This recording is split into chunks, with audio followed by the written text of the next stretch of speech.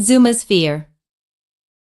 During their disclaimer, Stone calmly read the paper that had announced that Zuma was missing. It had been the headline news for the past few days and, despite the efforts of so many, he was still lost. Stone smiled as he put the paper down.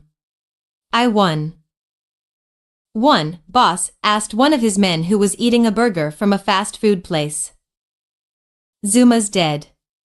Or at least he will be soon, said Stone as he got up and flipped open his knife, tossing it casually into the air.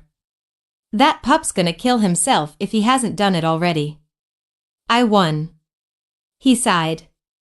And yet, I am going to miss him. He was so fun to play with and even more fun to break. But I guess he's flipping burgers now with that family of his in oblivion. So what are we gonna do? Go after the rest of the Paw Patrol? Asked another of his gang. No, I think it's high time we all left Adventure Bay and focus on a big score I have planned for us all, said Stone, wagging his knife like a finger. But before we do that we need to re-establish some of our power.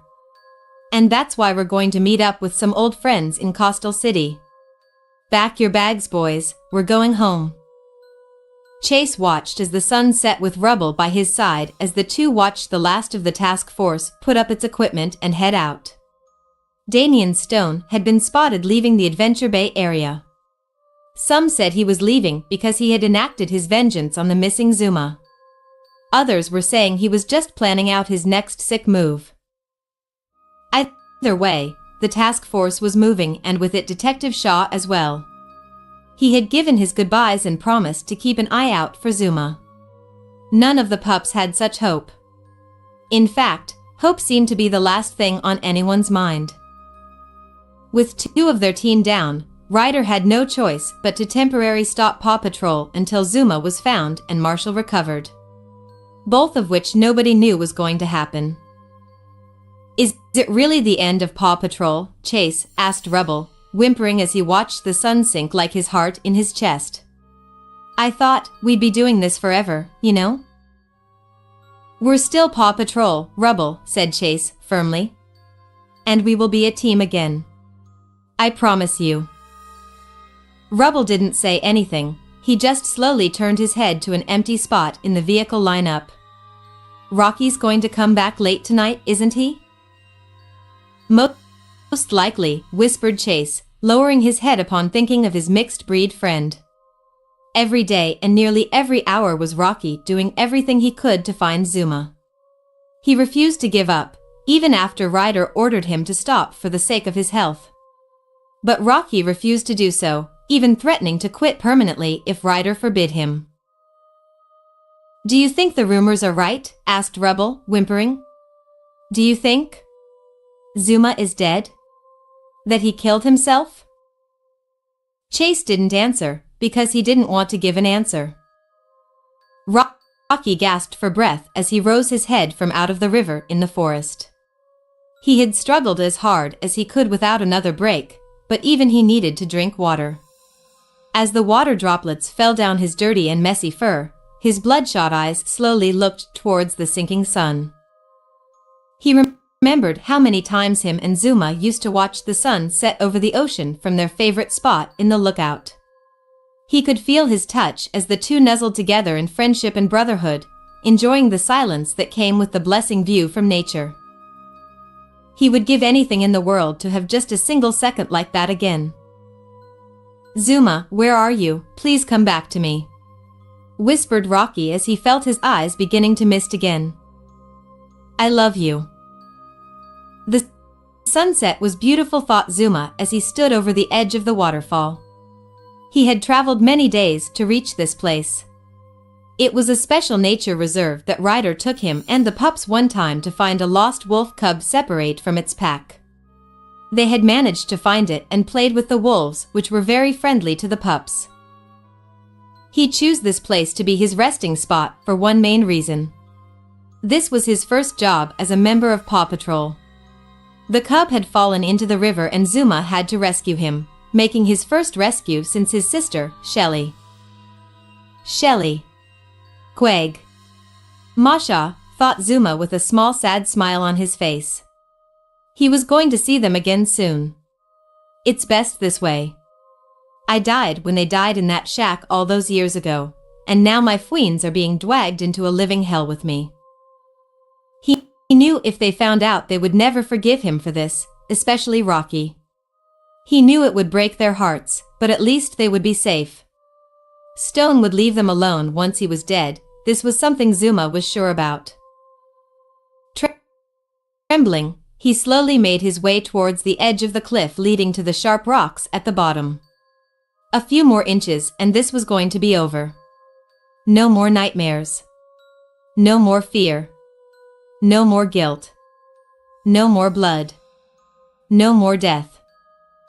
Well, except one more. I can do this, thought Zuma as he inched closer. He closed his eyes as tight as he could. I can do this for them. Do this to meet your family. Do this because you want this pain to end already. He lifted his paw for that final step and stopped halfway. Gritting his teeth, he tried his hardest to force his muscles to move, but they refused. Do it. Do it.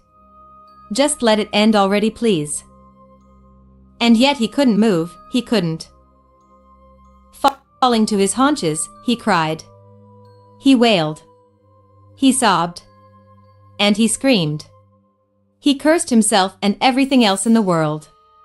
He let this continue well into the night as he sat there in the forest alone.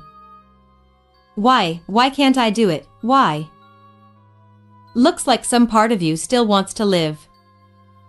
Zuma gasped as he quickly turned around, but saw nobody. Who is here? Have you been spying on me? I have been watching you for a few hours now.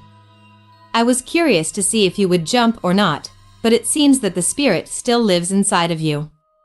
Despite the overwhelming pain you carry in your soul, said the mysterious voice. What do you know? Asked Zuma, growling. I know that simply looking into your eyes you are as defeated as they come, said the voice, slowly peeling Zuma away. You are afraid. Your fear controls you. In you fear lies guilt. Though guilt shame. And through that shame your desire to end it all. But killing yourself is just another means to run away. And in death will your fear continue to haunt you. You have a better way? Asked Zuma, whimpering. I might, you are a curious one.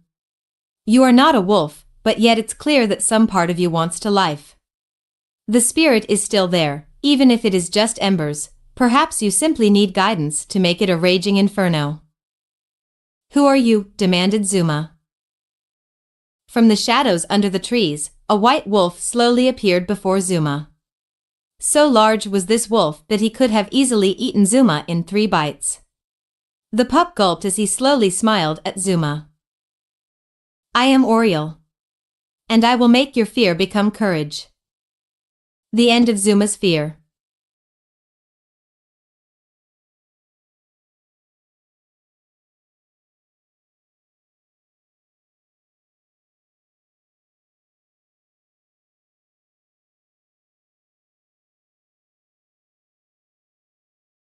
Well. It looks like we're in the end of this story. I thought the other two chapters, chapter 20 and 21, was something, but no. I think the story is at the end of Zuma's Fear. I hope you did enjoy the story. It was a great story, just to say, but it it come to an end, and yes, hope you guys enjoyed the Zuma Zuma Fear story, and I hope I will bring maybe a new story, uh, maybe a quick pass again, but at the time I don't know. Until then, guys, hope you did enjoy the Zuma Fear story. If you want to see it again or hear it again, check out my playlist, this the playlist of Zuma Fear in my channel. Until then, guys, I see you next time again.